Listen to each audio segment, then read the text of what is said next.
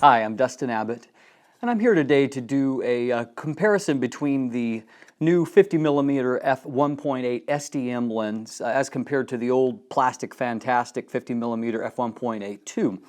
One of the major upgrades that was made in the redesign of this lens was to change the aperture iris from the design on the older lens, which had 5 blades and they weren't necessarily curved. And so, as we're going to see in this test, very quickly, very quickly, the blades became oddly shaped, and the out of focus highlights became oddly shaped. The new lens has a much shorter minimum focus distance than what the previous lens did, and so I made sure to set up this test where we're far enough out to where that doesn't become an issue, and so they should frame identically and be able to focus down identically.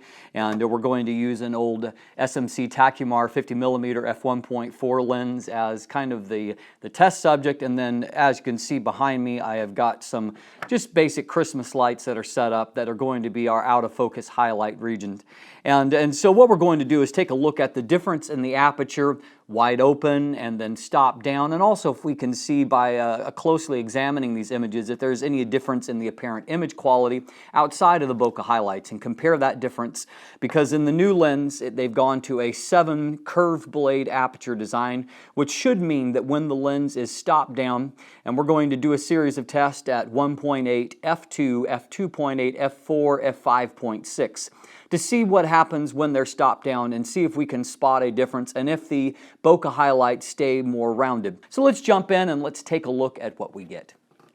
And so we're going to jump right in. You're going to see here we have on the left side we have the new 50mm 1.8 STM. On the right side we have the older f1.8 II. So first let's just take a quick look here in the center of the image, and you'll see that there is a bit of a resolution bump that mostly shows up in the kind of crispness. There's less of the kind of bleeding over, and so there's a little more contrast there along with a bit more resolution, and you can definitely see a difference with a bit more of a contrast between the lighter and the darker areas and less of this kind of bleeding look that happens, a little bit of a softness or haze that's there. Now, there's not a whole lot of difference in the actual overall bokeh highlights that are shown here, and that's the reason because that overall the actual lens optics are very similar, and with the aperture blades out of the way, there's no real difference. Now, we do see one difference, and that is that there are more frequently these little dots inside of the bokeh highlights, just kind of visual noise that's there in the older lens that are in the new lens. And so that's really the only principal difference that's there. Now, if we switch to our f2 examples, we're going to see that there is still not a whole lot of difference. Let's jump quickly and look at the resolution. Once again, you can see that it's just a bit crisper here. Particularly look at this 2.8, less bleeding over, and up through here you'll see better contrast. And so the lens, although Canon's not claiming a big difference to the optical formula, there certainly is an improvement in the overall sharpness and appearance of sharpness, if that's due to contrast, better coatings, or a little bit more optimizing of that optical group. There certainly is a difference that's there. Now, overall, the bokeh looks not a whole lot different here. You'll see there's a little bit more of a point that's forming as the blades begin to show here, so just a little bit more lemon shape. But overall, it's highly similar, just a little bit more of those artifacts that show up in the bokeh highlights. But when we make the jump to f2.8, here's where you're going to notice a massive difference. And so here on the left side, we see that the highlights from the new SDM lens, they're still nice and round, and now we have a really crisp looking image, really from both lenses, but noticeably better still on the newer lens.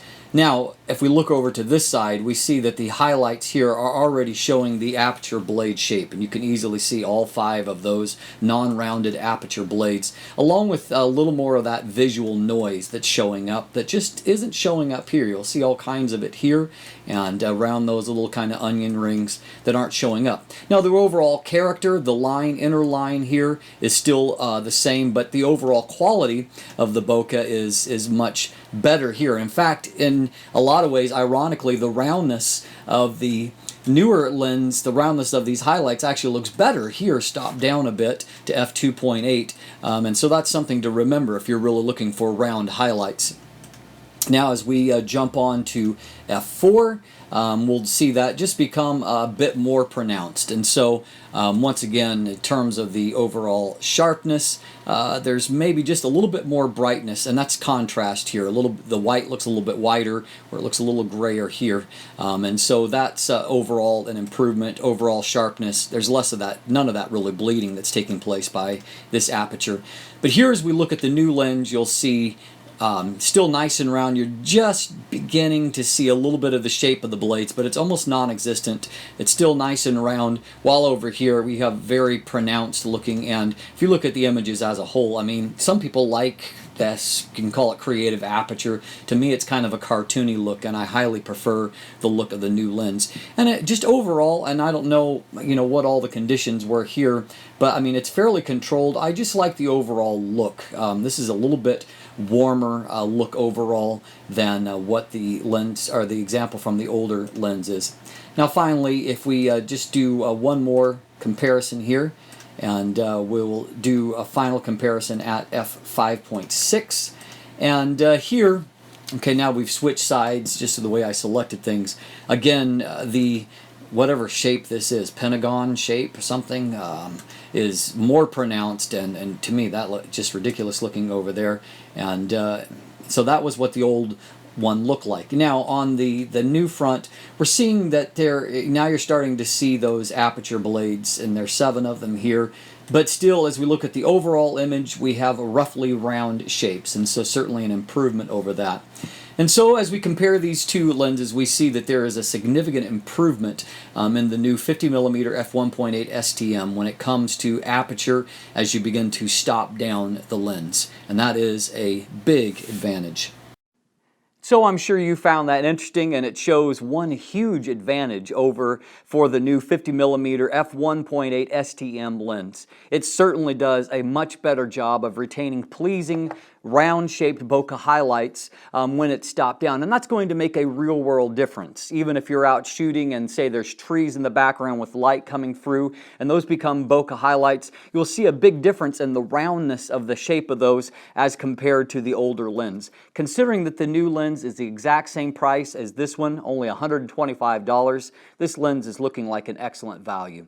I'm Dustin Abbott. Thanks for watching. Have a great day.